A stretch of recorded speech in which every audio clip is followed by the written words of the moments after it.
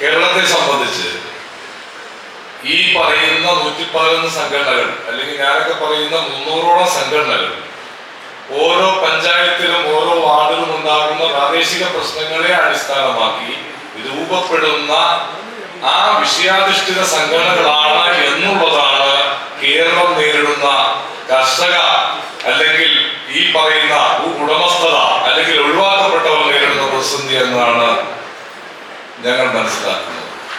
ഇവിടെ നമ്മൾ ഇന്നലെ മുതൽ ചർച്ച ചെയ്തപ്പോൾ നമ്മൾ ഭരണകൂടത്തിന്റെ വൈകല്യങ്ങൾ ചൂണ്ടിക്കാട്ടി, നമ്മൾ തിരഞ്ഞെടുക്കപ്പെടുന്ന എംപിമാരും MLA-മാരുടെയും ദൗർബല്യങ്ങൾ ചൂണ്ടിക്കാട്ടി, ഗ്രാമപഞ്ചായത്തിന്റെ ദൗർബല്യങ്ങൾ ചൂണ്ടിക്കാട്ടി, എല്ലാം ഇത്തരം ഒരു മനുഷ്യവിരുദ്ധ മാനവിക വിരുദ്ധ ഭരണകൂട സംവിധാനം സൃഷ്ടിക്കുന്ന ഒരു അടിസ്ഥാന ഘടകമുണ്ട്. അത് ആരാണെന്ന് ആരും ചർച്ച ചെയ്തില്ല. അത് നമ്മളാണ്. ഇത്ര ക്വാളിറ്റി ഇല്ലാത്ത ഒരു സമൂഹം, ക്വാളിറ്റി ഇല്ലാത്ത സമൂഹത്തിന് എങ്ങനെയാണ് ക്വാളിറ്റിയുള്ള നേതാക്കൾ ഉണ്ടാവുക? എങ്ങനെയാണ് നമ്മൾ ഈ അപജയത്തിൽ പോയി പെട്ടിരിക്കുന്നത്? നമ്മുടെ ലോകത്ത് തന്നെ ഏറ്റവും ഉന്നത നിലവാരത്തിലുള്ള വിദ്യാഭ്യാസം, പ്രത്യേകിച്ച് കഴിഞ്ഞ 30 വർഷക്കാലം കൊണ്ട് ഏറ്റവും ഉയർന്ന നിലവാരത്തിലുള്ള വിദ്യാഭ്യാസം അഭ്യസിപ്പിച്ച ഇത്ര പ്രബുദ്ധരെന്ന് അവകാശപ്പെടുന്ന ലോകത്തിലെ ഏക സ്റ്റേറ്റ് കേരളമാണ്.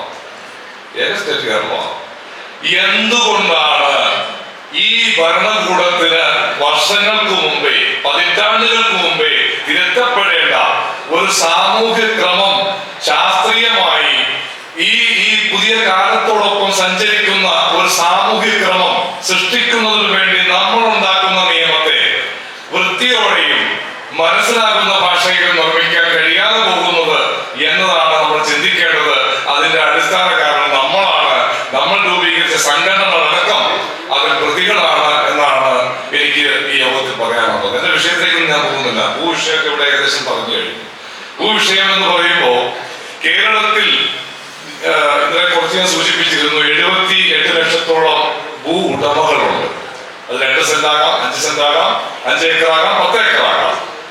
ഈ 78 ലക്ഷം ഭൂ ഉടമകൾ, അത് 3 കോടി തണ്ടപ്പേർ കക്ഷികളിൽ നിലനിൽക്കുന്നു.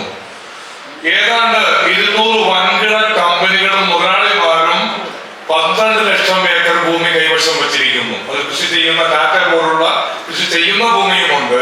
അനാഥമായി കാട് പിടിച്ച് അതിലെ മരങ്ങൾ വെട്ടി വിറ്റ് ജീവിക്കുന്ന യൂണിയൻ നേതാക്കൾ ജീവിക്കുന്ന ഒട്ടേറെ എസ്റ്റേറ്റുകളുമുണ്ട്. ഭൂമിയെ സംബന്ധിച്ചുള്ള ഒരു അവ്യക്തത കേരളം കൊണ്ടു നടക്കുന്നു. ഭൂമിയെ സംബന്ധിച്ച് എന്ത് വിഷയം വരുമ്പോഴും അതിൽ പരിസ്ഥിതിയുടെ ഒരു ഘടകം എവിടെ നിന്നൊക്കെ കടന്നു വരുന്നു.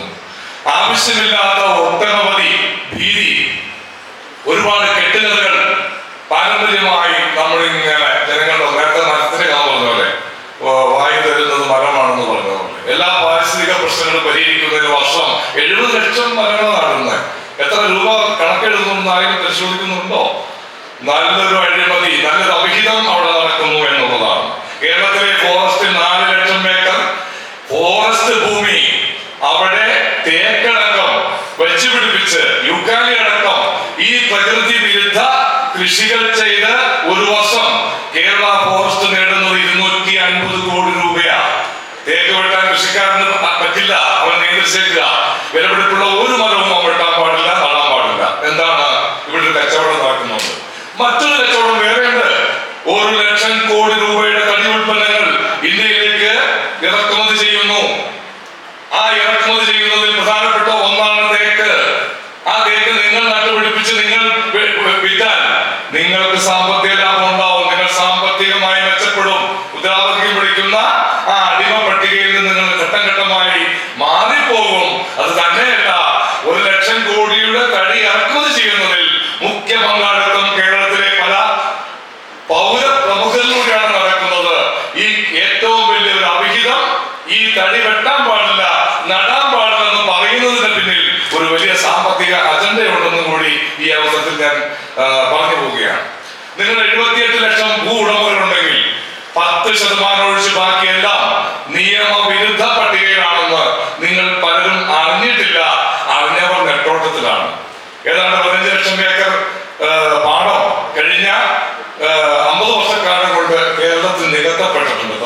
ലക്ഷം ഏക്കർ പാടം.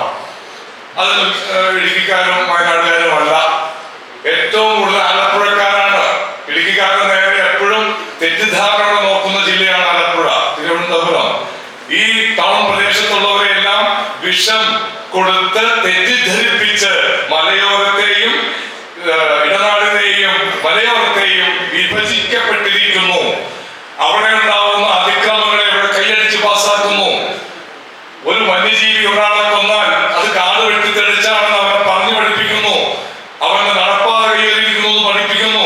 അങ്ങനെ തെറ്റിദ്ധാരണ ഉണ്ടാക്കി കേരളത്തിന്റെ മനസ്സിനെ വിഭജിക്കപ്പെട്ടിരിക്കുന്നു. അതോടൊപ്പം നമ്മുടെ ഭൂമി അവസാനിക്കാൻ പോകുന്നു, ലോകം അവസാനിക്കാൻ പോകുന്നു എന്ന് ഭീതി പരത്തിക്കൊണ്ടേയിരിക്കുന്നു. പരത്തുന്നവർ അവരുടെ ഡ്യൂട്ടി നിങ്ങൾ മനസ്സിലാക്കണം. ഉൽപാദന പ്രക്രിയയിൽ പങ്കുള്ളവരെയെല്ലാം മാഫിയകളാക്കി. രാജ്യത്ത് എന്തെങ്കിലും തൊഴിൽ നിങ്ങൾ ചെയ്യുന്നുണ്ടോ, 10 പേർക്ക് തൊഴിൽ കൊടുക്കുന്നുണ്ടോ, നിങ്ങൾ മാഫിയ പട്ടികയും. 3.25 ലക്ഷം അവർ ചീഫ് സെക്രട്ടറിയുടെ ഒരു മാസത്തെ ശമ്പളം മാത്രമാണ്. ഒരു 6.5 ലക്ഷമെങ്കിലും എഴുതുന്നുണ്ട് പല കാര്യത്തിന്, യാത്രാ ഭത്ത, മറ്റത് കിടപ്പ്, ഇരിപ്പ്, കാറ്. 6.5 ലക്ഷം. അത്തരം ഇന്ന് പോന്നാൽ ഏതാണ്ട് 1.25 ലക്ഷം വരുന്ന അധ്യാപക വിഭാഗങ്ങൾ. ഒരു കുടുംബത്തിൽ 2 സ്റ്റാഫ്, 3.5 ലക്ഷം. പെൻഷൻ പറ്റി അമ്മ അച്ഛനുണ്ടെങ്കിൽ അത് കിട്ടി 2. മക്കൾക്ക് വീണ്ടും ജോലി പരമ്പരാഗത, നമ്മുടെ ഈ ചില ജോലിയൊക്കെ പരമ്പരാഗത. IAS മക്കൾ IAS, പ്രത്യേകിച്ച് ജഡ്ജിമാര്. സുപ്രീം കോടതി ജഡ്ജിമാര് ആണോ മക്കൾ ജഡ്ജി ആയിരിക്കും. ഒരു വിവരവും വേണ്ട, ഒരു ചരിത്രബോധവും വേണ്ട. അത്തരം റെക്കമെൻഡേഷനിലൂടെ ഈ ഇത്തരം ഉന്നത മേഖലകളിൽ കടന്നുകൂടുന്ന ഒരു സിസ്റ്റത്തിലൂടെയാണ് നമ്മൾ പോയിക്കൊണ്ടിരിക്കുന്നത് എന്നാണ് നമ്മൾ ഈ കാര്യത്തിൽ മനസ്സിലാക്കേണ്ടത്. അപ്പൊ നമ്മൾ എന്താണ് ചെയ്യേണ്ടത്? ഈ കുട്ടനാടിന്റെ പ്രശ്നം അത് എന്തെങ്കിലും പ്രശ്നമാകണം.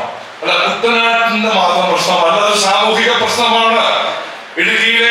ഇടുക്കിയിലെ ഭൂവിഷയങ്ങൾ അത് സാമൂഹിക പ്രശ്നമാണ്. 11 ലക്ഷം ഏക്കർ വരുന്ന ഇടുക്കി ജില്ല, അതിൽ കേവലം 2.5 ലക്ഷം മാത്രം വരുന്ന കൃഷിഭൂമിയെ എത്ര വിധത്തിലാണ് ആക്രമിച്ചിരിക്കുന്നത് നിങ്ങൾ മനസ്സിലാക്കണം.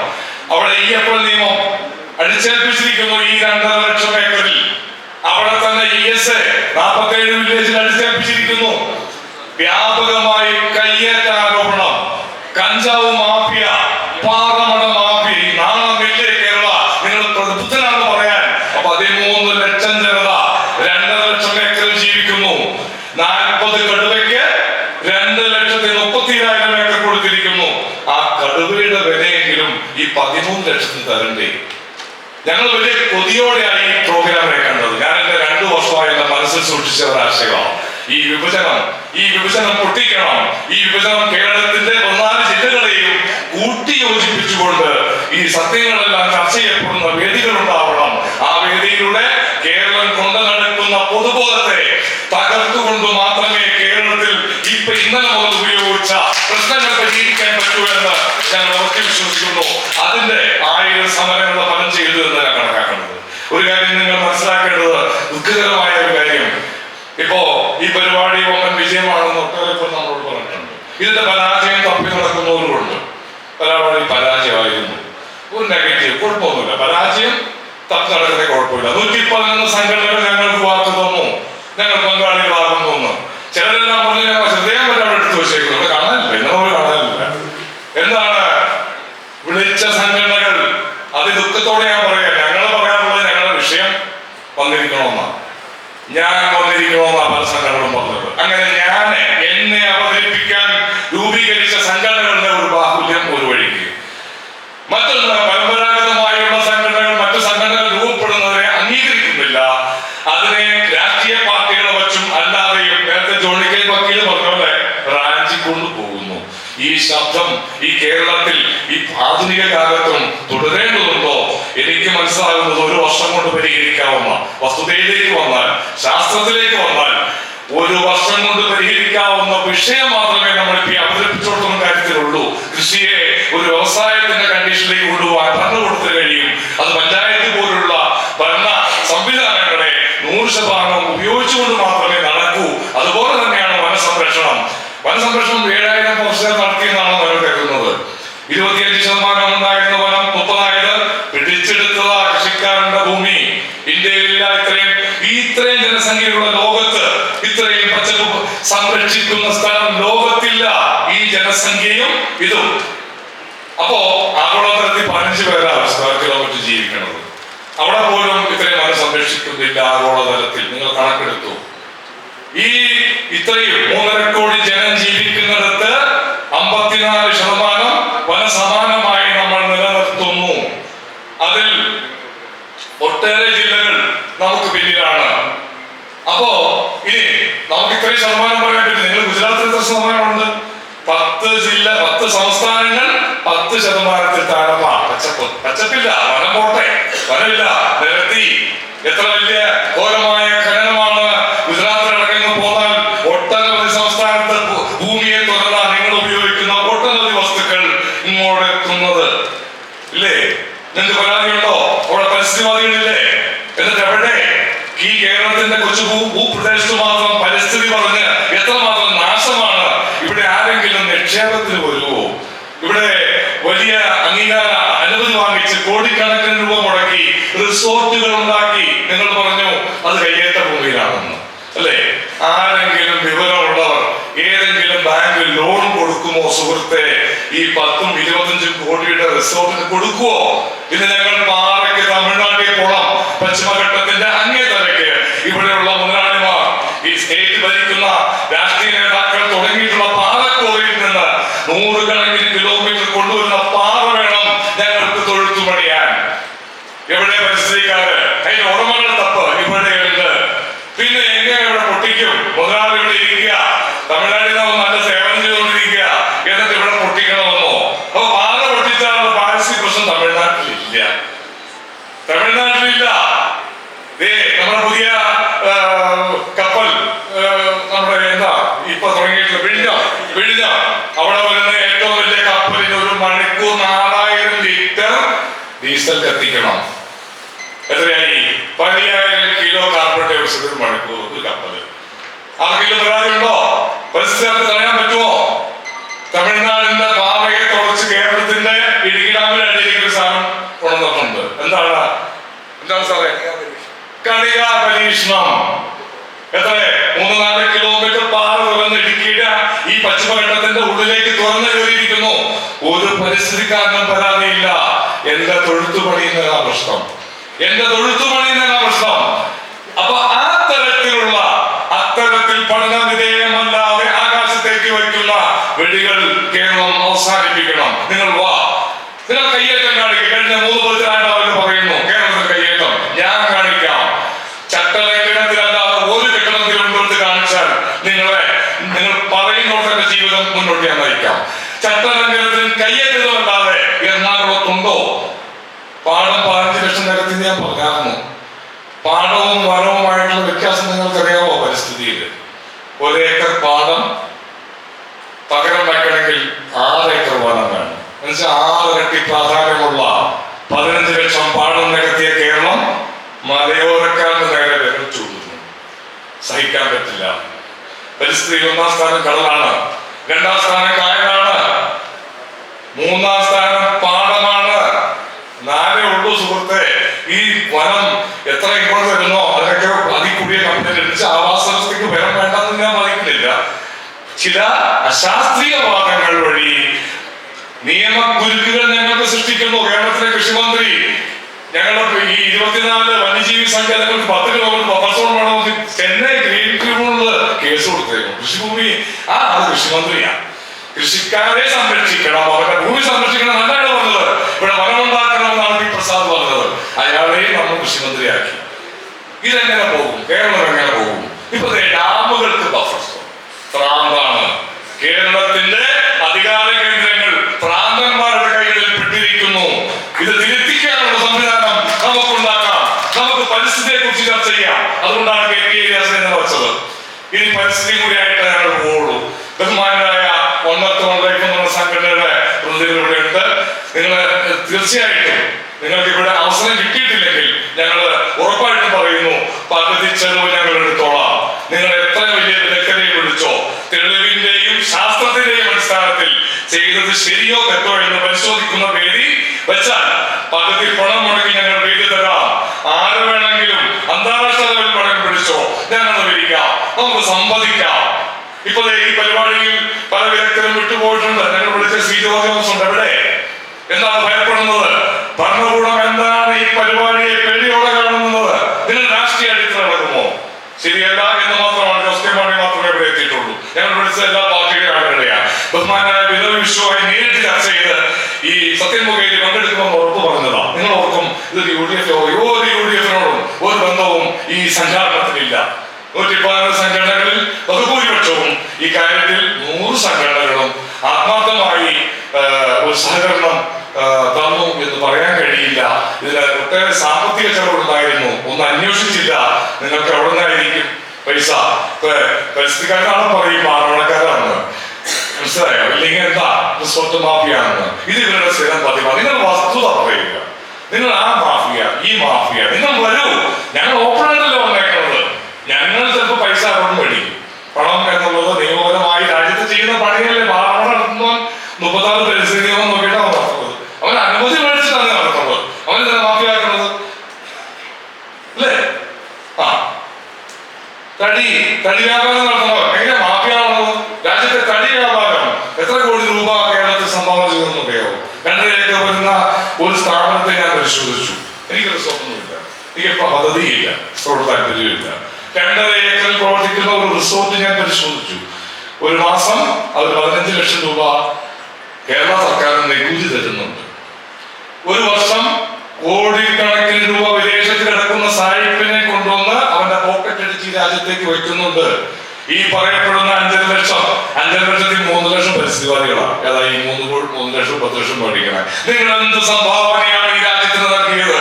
നിങ്ങൾ നൽകിയ വിദ്യാഭ്യാസം ഈ രാജ്യത്തെ നല്ലൊരു ക്രമത്തിൽ കൊണ്ട് എത്തിക്കാൻ പറ്റിയോ? എന്നിട്ട് സമൂഹത്തെ കെട്ടിപ്പടുക്കാൻ പറ്റിയോ? എന്നിട്ട് ഞങ്ങൾക്ക് നിങ്ങൾ കവിത എഴുതുന്നു. കവിത എഴുതുന്നവിടെ വെച്ചാ ദുബായി പോയ വിമാനത്തിൽ 2 ലക്ഷം വിമാനം അന്തരീക്ഷത്തിൽ പറക്കുന്നു. അതിൽ കവികൾ പായുന്നു. 60% ടൂറിസ്റ്റുകൾ കേരളത്തിൽ നിന്ന്. അപ്പം വന്നിട്ട് അവിടെ ഇരുന്ന് പരിസ്ഥിതി ഞങ്ങൾക്ക് അടിക്കുന്നു. നമ്മൾ വിദേശത്ത് പോയിട്ടില്ലതല്ലേ സുഹൃത്തെ?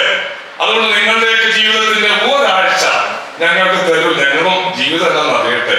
ഇങ്ങനെ ഉപദ്രവിച്ച് വേദനിപ്പിച്ച് പെണ്ണിനെ കെട്ടിക്കാൻ പണമില്ല, 10 സെന്റ് വിൽക്കാൻ നിവൃത്തിയില്ല സുഹൃത്തെ. അവരൊക്കെ ദുരിത കയറ്റിനാ നീയൊക്കെ ഉണ്ടാക്കിയ നിയമം വെച്ച്. എന്നിട്ട് സങ്കീർണമാത്രേ നിയമം, സങ്കീർണമാണ്. ഒത്തിരി പരിശോധിക്കണം. AG പോലുള്ള എത്ര വിവരദോഷികളെയാണ് 130 അഡ്വക്കേറ്റ്സിനെയാണ് കേരള ഹൈക്കോടതി നിയമിച്ചേക്കുന്നത്. എത്ര കോടിയാണ് കൊടുക്കുന്നത് എന്ന് നിയമം അറിയാം. നിയമം അറിഞ്ഞാൽ പോരാ, നീതി അറിയണം. ആ നീതിയോടൊപ്പം ഒരു സാമൂഹിക ക്രമം ഇവിടെ എങ്ങനെ നിൽക്കുന്നു അറിയണം, ചരിത്രം അറിയണം, ഇതെല്ലാം അറിയണം. ഉണ്ടോ? കേരള ഹൈക്കോടതിയിൽ 1000കണക്കിന് ഹർജികൾ കെട്ടിക്കിടക്കണോ? ഈ എന്ന് പറഞ്ഞ നിയമം ഉണ്ടാക്കി 4000 കേസാ സുപ്രീം കോടതി. പോകാൻ പറ്റുമോ? സുപ്രീം കോടതി നിങ്ങൾക്ക് ചിന്തിക്കാൻ പറ്റുമോ? അവിടുത്തെ തുക എന്താണെന്നറിയാമോ? ഒരു സിറ്റിംഗ് 25 ലക്ഷം അത് കൊടുക്കാൻ പറ്റും. എന്നിട്ട് നിങ്ങൾ നിയമത്തിന്റെ വഴിക്ക് പോകും. ഞങ്ങൾ നിയമം പറയണം. ആരുടെ നിയമം? ഞങ്ങൾ ഉൾക്കൊള്ളുന്ന നിയമം പറയണം.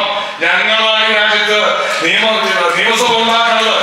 ഞങ്ങളാണ് ഈ രാജ്യത്ത് നിങ്ങൾക്ക് തള്ളിത്തരുന്ന പൈസ ഉണ്ടാക്കി തരുന്നത്. എന്നിട്ട് ഞങ്ങളെ കൊഞ്ഞനം കുത്തുന്നോ? ഞങ്ങൾ അധ്വാനിക്കുന്നതിന്റെ 80% അടിച്ചു മാറ്റുന്നു. 80%. ഇവിടെ 2024 കണക്കൊക്കെ 8 ലക്ഷം ആദായം നടന്നു. കേരളത്തിൽ 90% ആദായം ചെയ്ത് വാങ്ങിയ കുട്ടി വില 1 ഏക്കറിന് 1 കോടി കുറയാനില്ല. എല്ലായിടത്തും 1 കോടിയാണ്. ഈ 1 കോടി രൂപ നിങ്ങൾക്ക് തന്നു. 10% സർക്കാർ അപ്പം തന്നെ വാങ്ങിച്ചെടുത്തു. ആ ഭൂമിയിൽ നിങ്ങൾക്ക് അധികാരം എന്ന് പറയാൻ നിങ്ങൾക്ക് എന്താ അധികാരം? ആരാണ് ഇങ്ങനെ ദൈവത്തിന്റെ ചാതകങ്ങളെ ഏൽപ്പിച്ചത്? നിങ്ങൾ അങ്ങനെ ഏൽപ്പിച്ചോ? ഒരു സമൂഹം അത് നല്ല രീതിക്ക് ഒരു സാമൂഹിക ക്രമം കെട്ടിപ്പടുക്കുന്നതിന് ഒരു പൊതുവായ ഭരണഘടനയ്ക്ക് കീഴിൽ കുറച്ച് പേരെ നിയമിച്ചു. അല്ല രാജാവിന്റെ അധികാരമൊന്നും ഈ കക്ഷികൾ കൊണ്ടുവന്ന് വിചാരിക്കണ്ട. എല്ലാവരും നിങ്ങളെ കീഴ്വഴങ്ങി നിൽക്കുമെന്ന് കരുതുകയും വേണ്ട. പുതിയ ശബ്ദം കേരളത്തിൽ ഉണ്ടാകും, ഉറപ്പായിട്ടും ഉണ്ടാകും. ഉണ്ടാക്കും. ഞങ്ങൾ പുതിയ അവബോധം സൃഷ്ടിക്കും. നിന്റെ ഡ്യൂട്ടി എന്താണ്? സേവനമാണെന്ന് ഞങ്ങൾ ലോകത്തോട് പറയും. വിജയിച്ചതാകുമ്പോൾ സാറേ നിന്റെ പട്ടയത്തിൽ ചെറിയ സംശയം ഉണ്ടല്ലോ. 27 തരാം, ഒന്ന് കരടച്ചാട്ടെ. എന്ത് ഗതികേടാത്? ഉടക്ക് പറഞ്ഞോ? അവൻ തരില്ല. നേരെ ഹൈക്കോടതി 50,000. കരം കെട്ടാനേ ഒരു രാജ്യത്ത് കരം കെട്ടാൻ 78 ലക്ഷം പട്ടയക്കാരുണ്ടെന്ന് ഞാൻ പറഞ്ഞു. പട്ടയം ഇല്ലാത്ത 15 ലക്ഷമുണ്ട്. പട്ടയം കൊടുക്കാൻ നടപ്പിലാക്കാൻ കഴിയുന്നില്ല. 6 പതിറ്റാണ്ടായി രാജ്യം ഭരണത്തിൽ വന്നിട്ട് നിയമങ്ങൾ ഉണ്ടാക്കി. ഒരു വില്ലേജ് ഓഫീസർക്ക് അവിടുത്തെ പഞ്ചായത്ത് കമ്മിറ്റിക്ക് വെരിഫൈ ചെയ്തിട്ട് മത്തായിയുടെ സ്ഥലമാണോ അവൻ അവകാശപ്പെട്ടതാണെന്ന് പരിശോധിച്ച് റിപ്പോർട്ട് കൊടുക്കാവുന്ന ഒരു പട്ടയമല്ലേ ഇവിടെ. പട്ടയ മേള ഉത്സവം കോടിക്കണക്കിന് രൂപ വെച്ച് പട്ടയ മേള നടത്തുക. രവീന്ദ്രൻ പട്ടയം 536 പട്ടയം റദ്ദാക്കി നമ്മുടെ ബഹുമാന്യ മന്ത്രി. എന്താ പറഞ്ഞേ? ഞാൻ സാങ്കേതിക പിഴവ് പറ്റി. കോടിക്കണക്കിന് രൂപ കൈക്കൂലി വാങ്ങിച്ച് നൽകിയ പട്ടയം 25 വർഷം കഴിഞ്ഞപ്പോൾ സാങ്കേതിക പ്രശ്നം പറഞ്ഞ് സാധനം റദ്ദ് ചെയ്തു. ഞാൻ പറഞ്ഞു 45 ദിവസം കൊടുത്തോ? കൊടുക്കില്ല. അത്രയ്ക്ക് മോശം. ഞാൻ പറഞ്ഞല്ലോ 2007 ഒരു നിയമമന്ത്രി അല്ല ഒരു മന്ത്രി പോയ സാഹചര്യം ഞാൻ നിങ്ങളോട് പറഞ്ഞു. അതിനുശേഷം ഇന്ന് പോന്നാൽ നിയമങ്ങളുടെ ചട്ടങ്ങളുടെ പ്രളയമാണ് രാജ്യത്തുണ്ടാക്കിയത്. നമുക്ക് 1971 ഭൂപരിഷ്കരണ നിയമത്തിൽ ഒട്ടേറെ തുണ്ടുഭൂമികൾ എസ്റ്റേറ്റുകൾ വന്നു. ഓക്കെ, 15, 30, 15 മേളിലേക്ക് വന്ന് 30 ഏക്കർ 50 ഏക്കർ ഷെയർ ചെയ്യപ്പെട്ടു പോയി. 10 മക്കളുള്ളവൻ 40 ഏക്കർ 4 ഏക്കർ വെച്ച് കൊടുത്തു. ആ 4 ഏക്കർ പിന്നെ ഷെയർ ചെയ്തു. രണ്ടാമത്തെ ഘട്ടത്തിൽ 1 ഏക്കറായി. ഞാൻ പോയി 10 സെന്റ് മേടിച്ചു. ഞാൻ വീട് വെച്ചു. ഇപ്പൊ ഇടത് സർക്കാർ ഉത്തരവിറക്കി. അങ്ങനെയുള്ള തോട്ട ഭൂമികൾ മുറിച്ചു വാങ്ങിച്ചത് നിയമവിരുദ്ധം. ഇപ്പൊ നിയമവിരുദ്ധമാക്കി. ഒട്ടേറെ സ്ഥലത്ത് കരം കഴിക്കുന്നില്ല. ചെയ്ത വീട് ഒഴിയേണ്ട അവസ്ഥ നിങ്ങൾക്കുമുണ്ട്. നിങ്ങൾ തോട്ടം ഭൂമിയാണെന്ന് നിങ്ങൾ അറിയുന്നില്ല. ഇനി പാടത്തിൽ ഇത് തന്നെ സംഭവിച്ചു. 70 കാലത്ത് കമ്പനി ഉണ്ടാക്കാൻ പാടം നടത്തിയത് കമ്പനി ഉണ്ടാക്കി. ഇപ്പൊ തരം മാറ്റണം. നീ പാടത്തിലാണ് BTR രജിസ്റ്റർ. ഒരു നൂറ്റാണ്ട് പഴക്കമുള്ള രേഖ എടുക്കുക. നീ പാടമാണ്. നീ പാടം തരം മാറ്റണം. തരം മാറ്റേണ്ടത് ഈ രേഖയിലല്ല, നമ്മുടെ രാഷ്ട്രീയത്തിലാണ്. ഈ തരം വെച്ച് നമ്മുടെ പോക്കറ്റ് കൊള്ളയടിക്കുന്നു. നമ്മൾ അധ്വാനിക്കുന്നതിന്റെ 70% നികുതിയായി പിരിക്കുന്നു. 96 ലക്ഷം പേർ ക്യാമറയിൽ കുടുങ്ങി പൈസടക്കാൻ കിടക്കുന്നു. ഇപ്പൊ പുതിയ സാധനം വന്നു. 87 മുതൽ ആ ആദായം ചെയ്ത വില കുറഞ്ഞു പോയി. അതുകൊണ്ട് വീട്ടിലേക്ക് നോട്ടീസ് വരുന്നു, ജപ്തിക്ക് വരുന്നു. ഇങ്ങനെ നമുക്ക് ഈ രാഷ്ട്രീയത്തെ വിടാൻ പറ്റില്ല. നമ്മൾ 100 രൂപ അധ്വാനിക്കുന്ന 70 കൊടുക്കാൻ തയ്യാറാ. ആ 30 പിടിക്കാൻ പറ്റില്ല. അതിനുള്ള ശാസ്ത്രീയമായ സാമ്പത്തിക മാനേജ്മെന്റ് നിങ്ങൾക്ക് കഴിയുമോ? രാജ്യത്ത് ഉത്പാദിപ്പിക്കണമായ മറ്റേ കക്ഷികളെ സ്വീകരിക്കാൻ കഴിയുമോ? സ്വീകരിക്കാൻ പറ്റില്ല. അത് യൂസഫലി ആയിരിക്കണം, അല്ലെങ്കിൽ അദാനി ആയിരിക്കണം. അത് പോരാ. ഈ രാജ്യത്ത് സാധാരണക്കാർക്ക് 10 പേർക്ക് തൊഴിൽ കൊടുക്കാവുന്ന ലക്ഷക്കണക്കിന് തലച്ചോറുള്ളവരുടെയുണ്ട്. അവർ തമിഴ്നാട് പോകണു, ആന്ധ്രയിൽ പോകണു, കർണാടകയിൽ പോകണു, സ്റ്റേറ്റ് വിട്ടു പോകണു. ലാസ്റ്റ് ഈ വൃദ്ധരുടെ ഒരു കേരളം അലഞ്ഞു തിരിയുന്ന ഒരവസ്ഥയിലേക്ക് കേരളം എത്തുന്നു. അങ്ങനെ വിവിധങ്ങളായ നിയമക്കുരുക്കുകൾ പൈസ അടിച്ചു മാറ്റുന്നതിനുള്ള ഒരു പദ്ധതിയായി കേരളത്തിൽ രൂപപ്പെട്ടിരിക്കുന്നു. നമുക്ക് ചർച്ച ചെയ്യേണ്ടത്, ഞാൻ പറഞ്ഞു വരുന്നത്, ഈ സമ്മേളനം കൊണ്ട് നമ്മൾ എന്താണ് നേടിയത് എന്ന ഒരു ആത്മപരിശോധന വേണ്ടതുണ്ട്. തീർച്ചയായിട്ടും ഈ സമ്മേളനം കഴിയുമ്പോൾ 111 സംഘടനകളുടെ എന്ന് പറഞ്ഞെങ്കിൽ പോലും എല്ലാവരും ഉണ്ടെന്ന് ഞാൻ കരുതുന്നില്ല. 111 അല്ലെങ്കിൽ 10 ആയിക്കോട്ടെ, ഒരു 10 ആയാലും മതി. പക്ഷെ നമുക്ക് നമ്മുടെ പ്രശ്നങ്ങളെ അഡ്രസ് ചെയ്യാൻ, കേരളത്തിന്റെ പ്രശ്നങ്ങൾ കൂട്ടായി ചർച്ച ചെയ്യാനും മനസ്സിലാക്കാനും ആ മുന്നോട്ട് വരുന്ന സംഘടനകൾ ഒറ്റക്കെട്ടായി നിൽക്കാനും അത് തിരുത്തിക്കാനും ഞാൻ മണ്ണത്ത് വൺലൈഫിന് സൈതാ വിളിക്കുന്നത് കേട്ടോ. ഞങ്ങൾ ഓർമ്മ ഉണ്ടാക്കിയിട്ടുണ്ട്. മണ്ണത്ത് വൺലൈഫ് 2 ഉണ്ട് കേരളത്തിൽ. ഒന്ന് ഞങ്ങളുടെയാണ്. ഞങ്ങൾ ജീവിക്കാൻ വേണ്ടിയുള്ള വണ്ണത്ത് ഒരു ജീവിതമുള്ളൂ. അതുകൊണ്ട് അവരുടെ വാദത്തെ തെറ്റു പറയുന്നില്ല. കാരണം അവർ ആർജിച്ച പൊതുബോധം അതായിരിക്കും. അപ്പൊ നമുക്ക് ചർച്ച ചെയ്യാം. തിരുത്തേണ്ടത് ഞങ്ങളാണെങ്കിൽ തിരുത്തും. അല്ല, നിങ്ങളാണെങ്കിൽ തിരുത്താൻ തയ്യാറുണ്ടോ? ഈ ചോദ്യം നിങ്ങളോട് മാത്രമല്ല, ഹരീഷ് വാസുദേവ് അടക്കം CR നീലകണ്ഠൻ അടക്കം 5 ദിവസം കഴിഞ്ഞ ഒരു ചർച്ച ഞങ്ങളുമായിട്ട് നടത്തിയിട്ടുണ്ട്. ആ 5 ദിവസത്തിൽ CR നീലകണ്ഠൻ തത്വത്തിൽ ഞങ്ങളുമായിട്ടുള്ള ധാരണ ഉണ്ടായത്, അതായത് കേരളം എങ്ങനെ പോകണമെന്ന് ഞങ്ങൾ പരസ്പരം ഒരു ധാരണ ഉണ്ടാക്കി. തർക്കമുള്ള വിഷയത്തിൽ ശാസ്ത്രീയമായ കാര്യം വെച്ച് തീർപ്പാക്കാൻ ഹരീഷ് വാസുദേവന് 2 വിട്ടുകൊടുത്തു. പുള്ളി കാസർഗോഡ് പോയിട്ട് ഇത് കറക്റ്റ് സൊല്യൂഷൻ എത്താന്ന് പറഞ്ഞ ആൾ പിന്നെ ഫോൺ എടുത്തിട്ടില്ല. ഞാൻ ഈ യോഗത്തിലേക്ക് വിളിച്ചിരുന്നു. അദ്ദേഹം പറഞ്ഞു ഇല്ല, വന്നാൽ എനിക്ക് സംസാരിക്കാറൊന്നുമില്ല. അങ്ങനെ പറയല്ലേ, നമുക്ക് സംസാരിക്കാം. ആശയവിനിമയത്തിലൂടെ അല്ലേ നമ്മൾ ഈ ലോകത്ത് ഇങ്ങനെ എത്തിയത്. മറ്റേ ചുമ്മാ കാട്ടിൽ കിടന്ന വെറും തുണിയും പുറകിട്ടാതെ ആഫ്രിക്കയിൽ കിടന്ന സൈറ്റങ്ങളല്ലേ. നമ്മൾ ഈ പുരോഗതിയിലേക്ക് എത്തിയത് ആശയവിനിമയത്തിലൂടെയാണ്. ആ ആശയവിനിമയം എന്തിനു ബ്ലോക്ക് ചെയ്യുന്നു? നമുക്ക് ഇരിക്കാം, ഞങ്ങൾ അക്രമകാരികളല്ല, ഞങ്ങൾ തികച്ചും ഗാന്ധിയന്മാരാണ്, സമാജത്തെ കട്ടിപിടിക്കൂ എന്ന് മാത്രമേ ഉള്ളൂ. നമുക്കിരിക്കാം, കേരളത്തിന്റെ പൊതുബോധത്തിന് വേണ്ടി നമുക്ക് കൂട്ടായിരിക്കാം. തീർച്ചയായിട്ടും ഈ സംഘടനകൾ വരുന്ന വർഷം ഒരു കർഷക മഹാപഞ്ചായത്ത് എല്ലാ അർത്ഥത്തിലുമുള്ള ഒരു പഞ്ചായത്ത് ആക്കി കൂടണം. ഈ സമ്മേളനത്തിൽ തീരുമാനം ഉണ്ടാകണമെന്നാണ് എനിക്ക് ഈ സമ്മേളനത്തോട് പറയാനുള്ളത്. അതിനിടയിൽ നമുക്ക് എല്ലാ ജില്ലയിലുമുള്ള പ്രതിനിധികൾ പങ്കെടുത്തിട്ടുണ്ട്. ചിലരെല്ലാം ഇന്നലെ പോയിട്ടുണ്ട്, പക്ഷെ ഇന്ന് പകരം വന്നിട്ടുണ്ട്.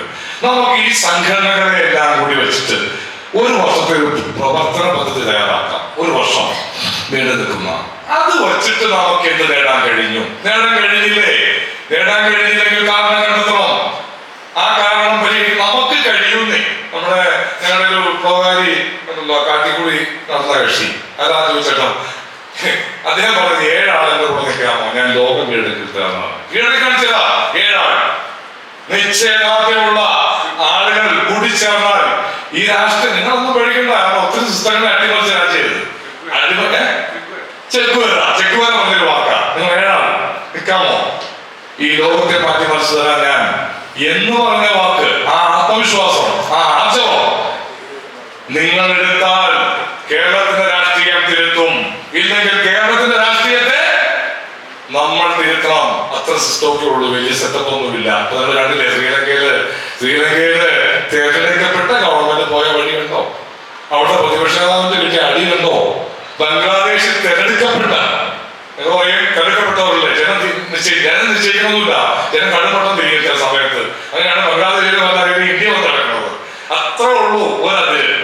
ഈ അതിര് പൊളിഞ്ഞാൽ എല്ലാവരും ഇപ്പൊ തന്നെ ഞാനൊരു കാര്യം ശ്രദ്ധിച്ചു. രാഷ്ട്രീയ മേഖലയിൽ വന്ന പലരോടും അതൃപ്തിയാ എനിക്ക് കിട്ടിയ റിസൾട്ട്. എന്താണ്? നമ്മളെ ഭാവി നിർണ്ണയിക്കേണ്ടുന്ന ആളുകളോട് എന്താണ് നിങ്ങൾക്ക് ഒരു അസംതൃപ്തി? അത് മാറണം. രാഷ്ട്രീയ പാർട്ടികൾ ആദരിക്കപ്പെടണം. നമ്മളെ ഭരിക്കുന്നവരാണ്, അതിലേക്ക് രാഷ്ട്രീയ പാർട്ടി എത്തണം, നമ്മൾ എത്തിക്കണം. അതുകൊണ്ട് തീർച്ചയായിട്ടും ഈ സമ്മേളനം 2ാം സമ്മേളനം ഉണ്ടാവണം. അതിൽ ഈ വന്നിരിക്കുന്നവരിൽ നിന്ന് ശക്തമായ ഒരു കോർ ഗ്രൂപ്പ് സംസ്ഥാന ലെവലിൽ ഉണ്ടാവണം. ആ ഉണ്ടാവുന്നവർ വെരിഫൈ ചെയ്യണം. ആദിവാസി അമ്മണി അവർക്ക് ഭൂമിയില്ലാതെ കൊടുക്കണം. ആകെ 5 ലക്ഷം ജനസംഖ്യ കേരളത്തിലുള്ളൂ. ആ ഭൂമി ഇല്ലാത്തൊരു ഭൂമി ഞങ്ങളതാ. ഭൂമി ഞങ്ങളുണ്ട്. ചില പറയും ഈ നാളെ ഞങ്ങൾക്ക് ഇവിടെ വെച്ച് വനമന്ത്രി പറഞ്ഞു ഫണ്ടില്ല, അല്ലെങ്കിൽ ഞങ്ങള് വലിയ മൃഗം നടന്നേ. ഞാൻ ഫണ്ട് ഞങ്ങളതാ. 60,000 ചന്ദനം മറയൂർ 35 ഇനി അത് വാങ്ങിക്കില്ല. കാവലിന് 1000 പേരെ ഇട്ടേക്കണം. ആ കാശ് കളയണ്ട. 30 ചന്ദനം വെട്ടി വിറ്റാൽ ഒരു ചന്ദനം 15 ലക്ഷം രൂപയാ. കേരളത്തിന്റെ കടം മാറും. അത് തന്നെ വളർന്നോളും. 15 വർഷം കഴിയുമ്പോൾ ചന്ദനം ഓക്കെയാ. ഈ ചന്ദനത്തിന്റെ വിത്ത് ഇവിടെ ആഫ്രിക്കയിലോ നമ്മുടെ ആസ്ട്രേലിയക്കാർ കൊണ്ടുപോയി ഒരു 20 വർഷം മുമ്പ്. വിത്ത് കൊണ്ടുപോയി നട്ടു. ഇന്ന് ലോകത്ത് 6000 കോടിയുടെ ചന്ദന ആവശ്യം നിർവഹിക്കുന്നത് ഓസ്ട്രേലിയയാണ്. എന്തിനാ? നമ്മുടെ വീട്ടിൽ നമുക്ക് വിൽക്കാൻ പാടില്ല. പറ്റില്ല, ചന്ദനം വെട്ടാൻ പറ്റില്ല. എന്താ അതാ പറഞ്ഞ കേരളത്തിന്റെ പൊതുബോധം മാറ്റിയില്ലെങ്കിൽ നിങ്ങളുടെ സർവനാശത്തിലെത്തും. നിങ്ങളുടെ മക്കൾ നിങ്ങളെ ഉപേക്ഷിക്കും. അവൻ യൂറോപ്പിലും സെറ്റിൽ ചെയ്യും. വേണമെങ്കിൽ വിട്ടിട്ട് അങ്ങോട്ട് പോന്നേക്കാൻ പറയും. നീ ജീവിച്ച സംസ്കാരവും നീ ജീവിച്ച ചുറ്റുപാടും നിനക്ക് ഭാവിയിൽ കിട്ടില്ല. അത് അമൂല്യമാണ്. അത് നഷ്ടപ്പെടുത്തിക്കൊണ്ടുള്ള ഒരു മരണമായിരിക്കും നിങ്ങൾക്കെല്ലാം വരാൻ പോകുന്നത് എന്ന മുന്നറിയിപ്പ് നൽകിക്കൊണ്ട് ഈ സമ്മേളനത്തിന്റെ ആത്യന്തിക ലക്ഷ്യത്തിലേക്ക് നമുക്കെല്ലാം എത്താൻ കഴിയട്ടെ എന്ന് ആശംസിച്ചുകൊണ്ട് ഒരുപാട് ത്യാഗം ചെയ്തതും വേദി പങ്കിടാത്തതുമായ ഒരു ചോദിച്ചേണ്ടിരിക്കുന്നുണ്ട്. ഞങ്ങളുടെ നേതാവാ, പക്ഷെ പുള്ളിക്ക് പൊതുവെ വേദി ഇഷ്ടമല്ല. വളരെ കഷ്ടപ്പാടുകൾ ഈ മേഖലയിൽ സഹിക്കുന്ന ആളാണ്. രാത്രി പോലും ഉറക്കമില്ലാതെ നമ്മുടെ വടക്കൻ സാറും ഒക്കെ ഞങ്ങൾ കൂട്ടുചേർന്ന് കുറഞ്ഞ നമ്പറുള്ള ഒരു ആൾക്കൂട്ടത്തിന്റെ പ്രകടനം മാത്രമാണിത്. അത് അങ്ങനെ പോരാ. വടക്കനാകണം, പ്രസാക്കാകണം, ജോയി ആകണം. നിങ്ങൾ ഓരോരുത്തരും എന്ന് ആഹ്വാനം ചെയ്തുകൊണ്ട് ഞാൻ വാക്കുകൾ അവസാനിപ്പിക്കുന്നു. നന്ദി, നമസ്കാരം.